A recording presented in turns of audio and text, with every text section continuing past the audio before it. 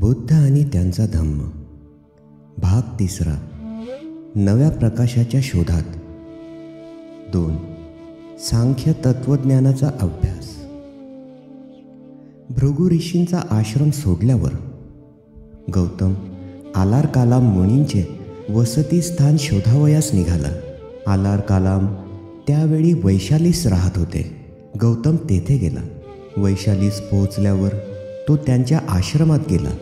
आलार कालमांकडे जाऊन तो म्हणाला, आपल्या सिद्धांताचा अभ्यास करण्याची माझी इच्छा आहे. त्यावर आलार कालाम म्हणाले, तुझे स्वागत असो. माझा सिद्धांत असा आहे की तुझ्यासारख्या बुद्धिमान माणसाला थोड्याच काळात त्याचे आकलन व ज्ञान होऊन तो आत्मसात करून घेता येईल आणि त्या सिद्धांतानुसार वर्तनही करता येईल.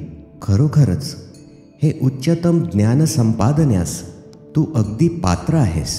आलार कालाम मुनींचे हे शब्द ऐकून राजपुत्राला अत्यंत आनंद झाला आणि त्याने उत्तर दिले, मी जरी अपरिपक्व असलो तरी आपण ही जी पराकाष्ठेची दयाशीलता माझ्यावर दाखवित आहात तिच्यामुळे मी अगदीच पूर्णत्वास पोचलो आहे असा मला भास होत आहे. म्हणून आपला सिद्धांत काय आहे हे कृपा करून आपण मला सांगाल काय?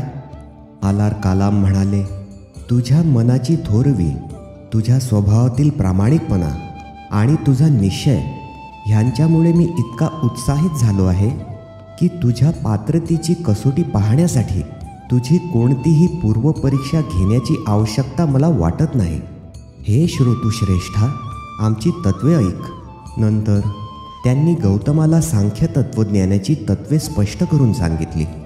आपल्या प्रवचनाचा समारोप करताना आलार कालाम म्हणाले, गौतमा, ही आमच्या तत्वज्ञानातील मूल तत्वे आहेत.